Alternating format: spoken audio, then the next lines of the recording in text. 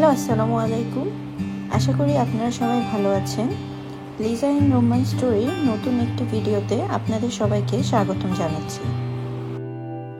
আজকের এই ভিডিওতে থাকবে নিউ দিল্লি স্টেশনের পাশে পাহাড়গঞ্জে মোটামুটি কম বাজেটের মধ্যে খুব ভালো মানের একটি হোটেলের রিভিউ।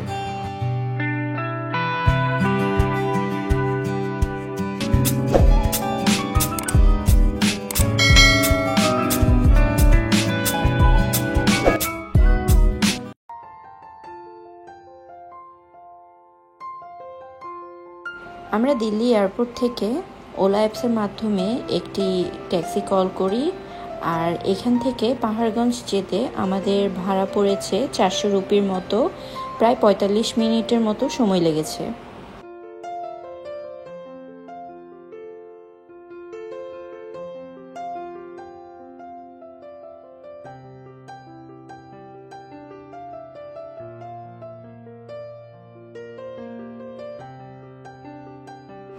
আমরা উঠেছি হোটেল রিটসে। এটি পাহাড়গঞ্জে অবস্থিত। মেইন রোড থেকে হোটেল রিটসে আসতে 1 থেকে 2 মিনিটের মতো সময় লাগে।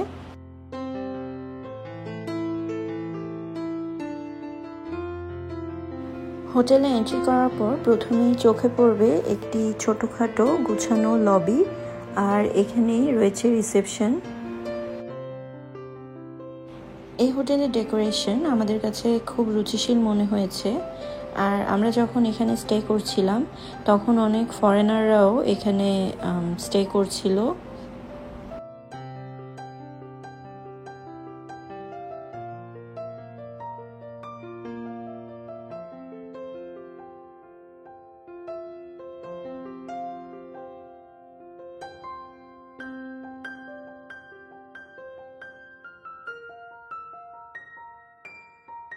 আমাদের রুম নাম্বার হলো 205, আর আমাদের রুমে প্রবেশ করার পর আমরা দেখতে পেলাম রুমের সাইজ মোটামুটি খুব বেশি বড়ও না আবার ছোটও না।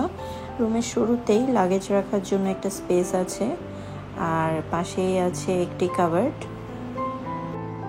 আর এছাড়াও একটি সেফটি লকার রাখা ছিল।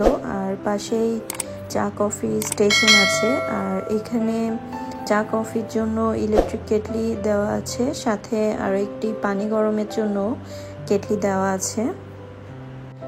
একটি স্মার্ট টিভি আছে, আর এখানে একটি সোফা আর একটি সেন্টার টেবিল রয়েছে একটি ডাবল বেড। ওয়ালগুলো সুন্দর করে ডেকোরেশন করা ছিল, এবং এখানে ফ্যান এবং সেন্ট্রাল এসি দুটিই আছে। আর প্রতিদিন এখানে রুমে একটি কমপ্লিমেন্টারি ফ্রুট বাস্কেট দেওয়া হয়। এখানে থাকে একটি চিপস, 1 প্যাকেট বিস্কিট, একটা ছোট কেকের প্যাকেট, চানাচুরের মতো কিছু একটা প্যাকেট, আর ছিল কলা। এখন ওয়াশরুমটা একটু দেখিয়ে দিচ্ছি। ওয়াশরুমটা খুবই নিট অ্যান্ড ক্লিন ছিল, আর এখানে কমপ্লিমেন্টারি কিছু আইটেম দেওয়া আছে যা যা দরকার। হেয়ার ড্রায়ার, হ্যান্ড ওয়াশ এগুলোও দেওয়া আছে, আর শাওয়ারের স্পেস আলাদা করা আছে। ওভারঅল এটা খুবই ভালো লেগেছে আমাদের কাছে। আমরা 11টা থেকে আমাদের রুম বুক করেছি, আর এখানে আমাদের পার নাইট কস্ট পড়েছে 3300 টাকার মতো।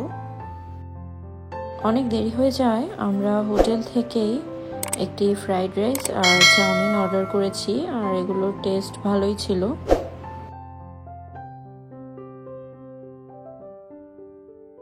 আমরা এখন ব্রেকফাস্ট করতে এসেছি, আর এখানে রুমের সাথে কমপ্লিমেন্টারি একটি ব্রেকফাস্ট ছিল।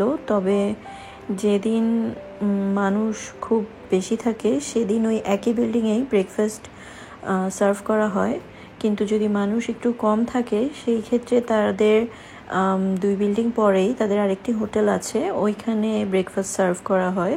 তো আমরা ওইখানে ব্রেকফাস্ট করতে গিয়েছি।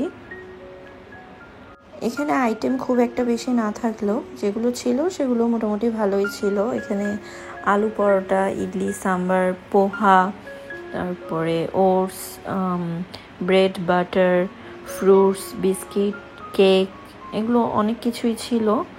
সো ওভারঅল আমাদের কাছে ভালোই লেগেছে। আমাদের ভিডিওটি ভালো লাগলে অবশ্যই আমাদের চ্যানেলটি সাবস্ক্রাইব করতে ভুলবেন না।